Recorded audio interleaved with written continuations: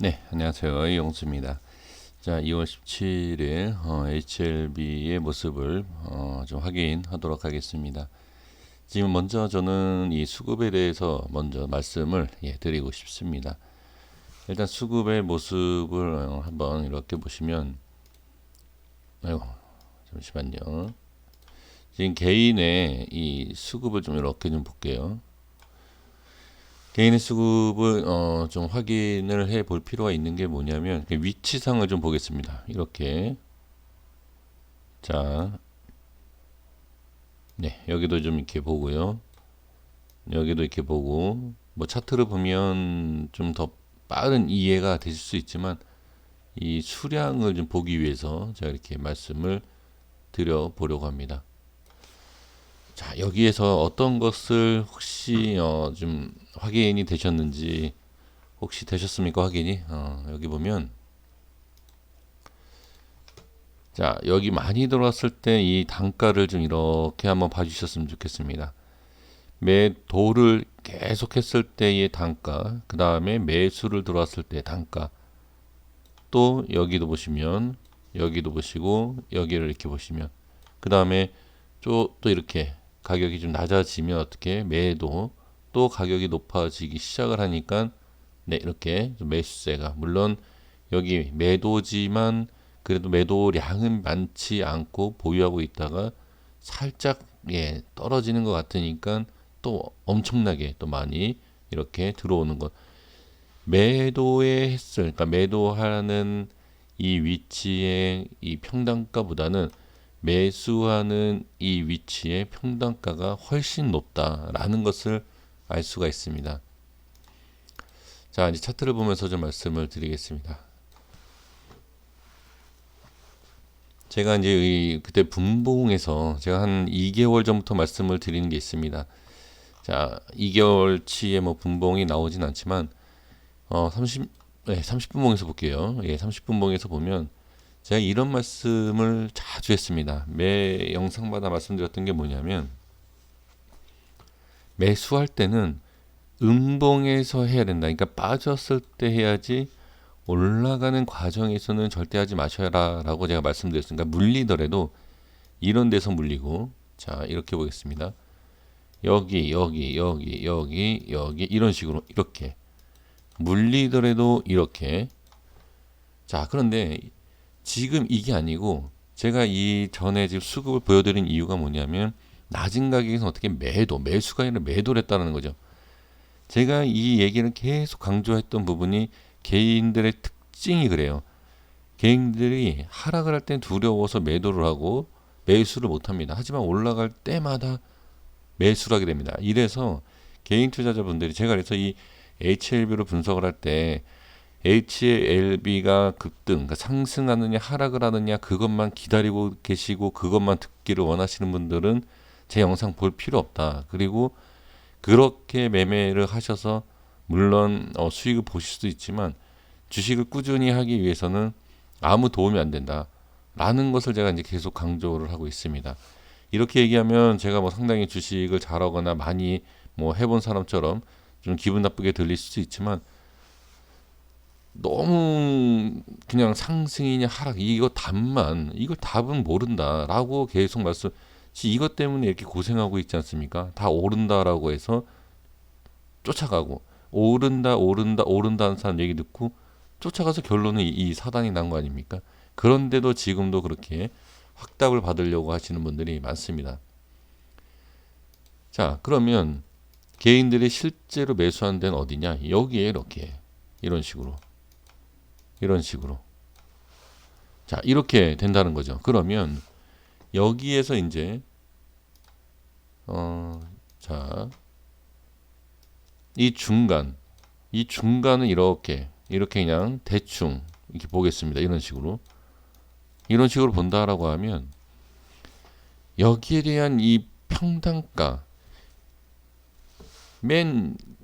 가장 높은 가격과 가장 낮은 가격을 평단을 이렇게 지금 설정을 제가 했지 않습니까? 근데 이거보다도 더 높은 가격에 샀다라는 거예요. 이게 문제가 뭐냐? 낮은 데서 산 사람들은 팔고 나가고 팔고 나가고 그다음에 팔고 사고 팔고 사고 밑에서 이러고 있는데 실제로 우리 개인 투자자분들은 지금 어떻게 그냥 홀딩밖에 못한다. 왜 홀딩밖에 못하냐? 손실이 계속 나기 때문에. 그러니까 이러한 계산, 이러한 구조를 혹시 확인을 해보신 적 있으십니까?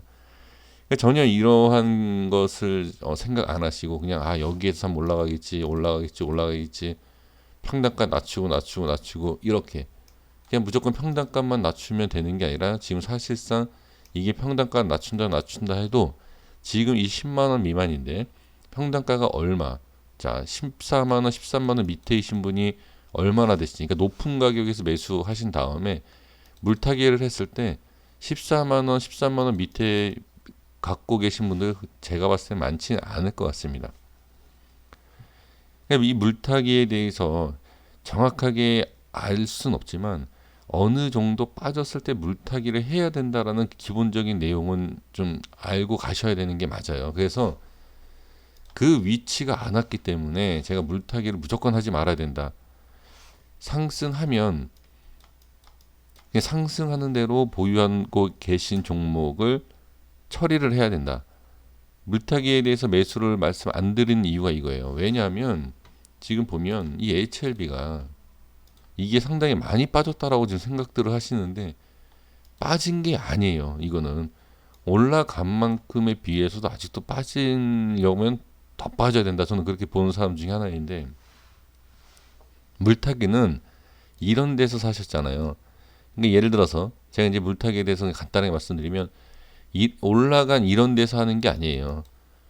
여기서는 얼마든지 한번 튀면 바로 본전까지는 아니어도 본전 근처 아니면 마이너스가 심했던 부분이 어느 정도 줄어들 수 있는 구간이다. 이런 데서 물 타는 게 아닙니다.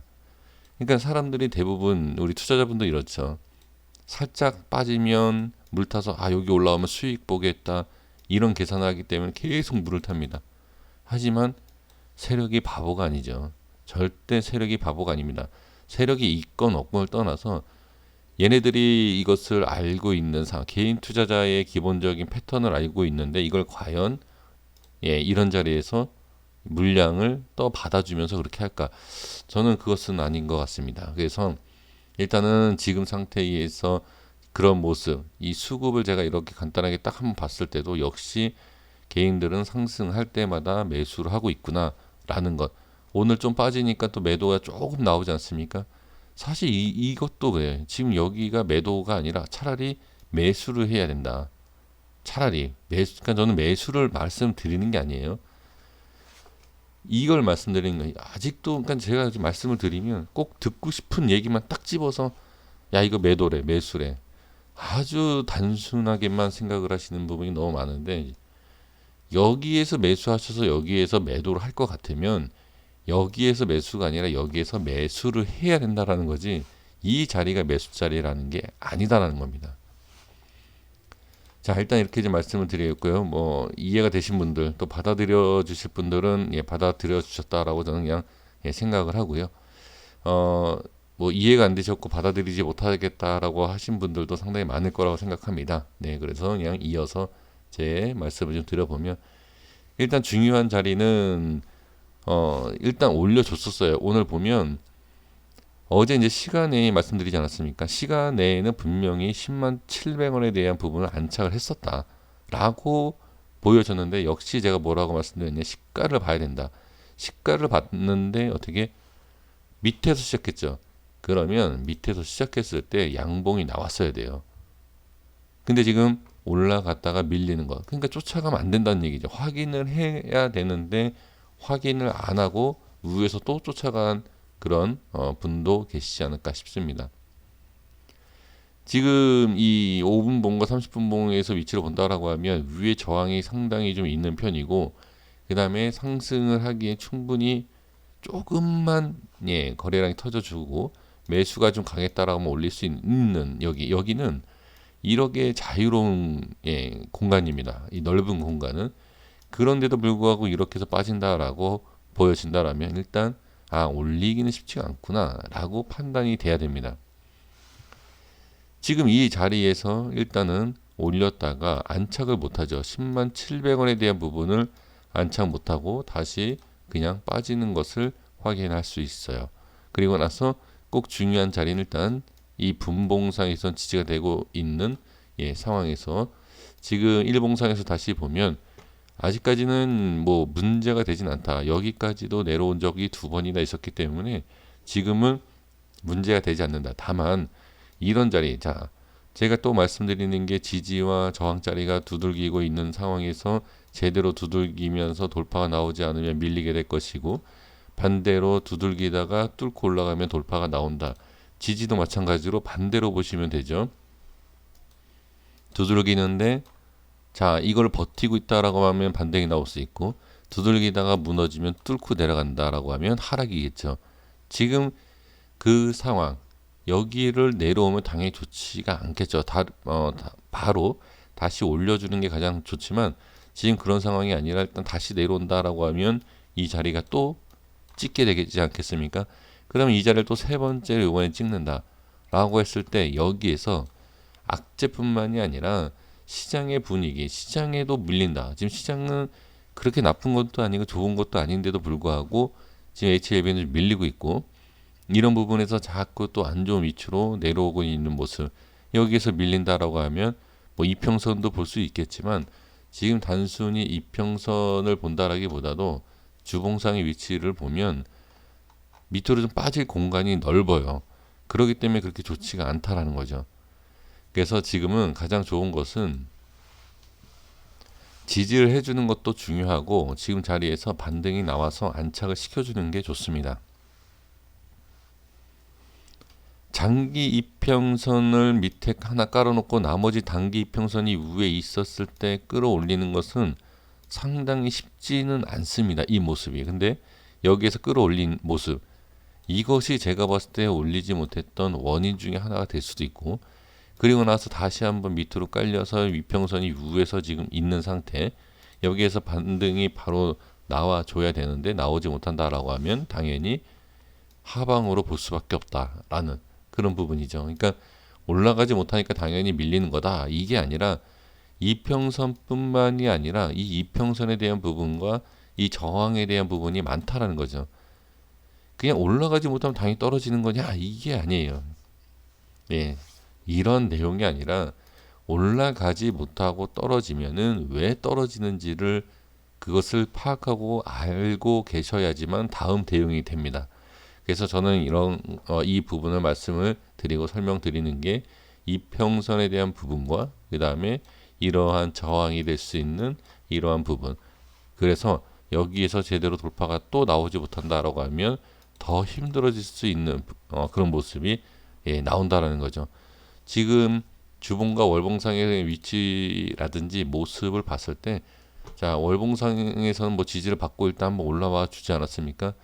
이 모습으로 봤을 때는 좋지만 윗꼬리가 좀 달린 상태에서 캔들이 사이즈가 작아지고 있기 때문에 그 사이즈가 작아지고 얇아진다라는 것은 주봉이나 일봉상에서 가격이 올렸다가 빠지는 상황, 그 빠지는 상황에서 월봉에서도 음봉으로 만들어 버린다라고 하면 이거는 아주 최악의 조건이 되죠. 지금 패턴이 그렇게 될 수밖에 없습니다. 그래서 지금은 바로 정리하면 당연히 지지를 대야 되고 빨리 올라와 줘야 되고, 개인의 수급이 들어오던 어느 수급이 들어오던 어떤 주체와 어떤 수급이 들어오던 나머지 수급보다 당연히 강해야지만 들어올릴 수 있는 거 아닙니까? 그러한 내용, 그것이 꼭 나와야 된다라는 것을 말씀을 드리도록 하겠습니다. 이게 짧게 그냥 이렇게 중요한 내용만 말씀을 드리고 정리하도록 하겠습니다. 구독과 좋아요 부탁드리겠고요. 내일 모습 확인하겠고 그 다음에 내일 또 영상 올려드리도록 하겠습니다. 감사합니다.